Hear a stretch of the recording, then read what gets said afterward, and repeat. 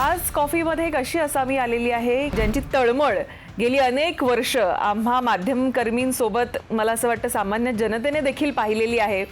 असे महाराष्ट्र नवनिर्माण सेनेचे नेते संदीप देशपांडे आपल्या सोबत आहेत।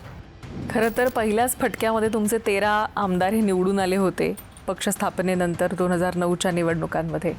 त्यानंतर साधारण असा अंदाज वाटला होता सगळ्यांना की आता हे 13चे दुप्पट होतील किंवा ही संख्या वाढत जाईल। मात्र कालांतराने आपण पाहिलं की हेच आमदार हे दुसऱ्या पक्षांमध्ये उड्या मारून गेले। संयम एक खूप महत्त्वाचा असतो की मला आत्ताच आमदारकी पाहिजे किंवा आता माझी टर्म संपली तर पुढच्या वेळेला मी आमदार झालोच पाहिजे।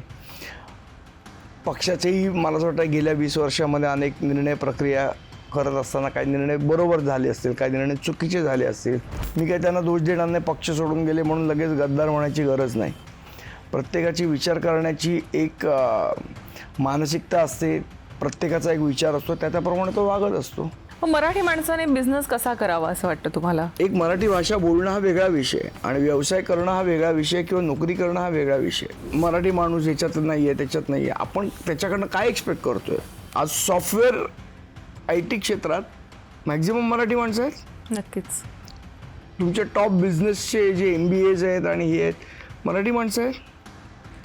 टॉपचे डॉक्टर मराठी आहेत, टॉपचे वकील मराठी आहेत, टॉपचे इंजिनियर मराठी आहेत। मग आपण काय म्हणतोय की मराठी माणसं दिसत नाहीत किंवा ते कमी पडतात? म्हणजे मनसेची जी ओव्हरऑल स्ट्रॅटर्जी आहे किंवा एखादा मुद्दा हाताळण्याची ते फार अग्रेसिव्ह होतात किंवा वेळेला हातापायी होते, ह्या स्टाईलबद्दल काय सांगाल? मी समजा तुमच्या दुकानात घ्यायला गेलो का एखादी वस्तू आणि त्याला म्हटलं अरे बाबा हे कितीला दिलं, काय दिलं, मराठीत बोलतं। तो बोला अरे सर प्लीज़ मुझे मराठी नहीं आता है, मैं सीख रहा हूँ, आप थोड़ा मुझे समझे ऐसा बोलेंगे क्या? तो बोलतो माणूस काय नाही करत, मेरे को मराठी नहीं आता, हिंदी में बात कर। असं जेव्हा समोरनं रिप्लाय येतो किंवा उत्तर येतं त्याला तो प्रतिसाद असतो। जर तुमच्याशी कोण प्रेमाने बोललं तर का आम्ही मूर्ख आहोत का? आम्ही डोक्यात सगळे सुशिक्षित मुलं आहेत महाराष्ट्र नवनिर्माण सेनेमध्ये।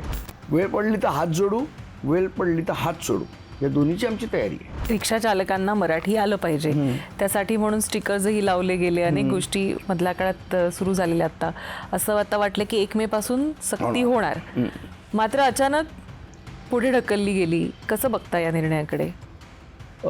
सक्ती करणाऱ्यांची जरा मतांवर भक्ती जास्ती वाटते मला, त्यामुळे सक्ती मागे घेतली। पण परत त्यांची मस्ती ही आम्हीच उतरवणार।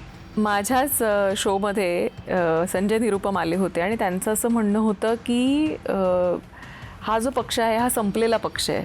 कोण संजय निरुपम? पहिली गोष्ट यांचं अस्तित्व काय? मागची निवडणूक कधी लढलेला? यावेळेला तिकीट पण नाही दिलं त्याला खरं तर अशा शोला बोलवतच जाऊ नका तुम्ही। काही व्हॅल्यू नाही आहे, त्याच्या पक्षातही त्याला व्हॅल्यू नाही आहे आणि बाहेरही व्हॅल्यू नाही आहे। स्वतःची व्हॅल्यू टिकवायची म्हणून मराठी माणसांच्या अंगावर जाणारा माणूस आहे। तुम्ही आता मुंबईचे अध्यक्ष आहात मनसेचे, त्यामुळे मुंबईमध्ये मनसे ही किंग मेकर या पोझिशनमध्ये यावी म्हणून असा काय आपला मास्टर प्लॅन आहे? आम्हाला किंग व्हायचं आहे, आम्हाला किंग मेकर नाही व्हायचं आहे आणि त्याच्यासाठीच आमचे प्रयत्न चालू आहेत।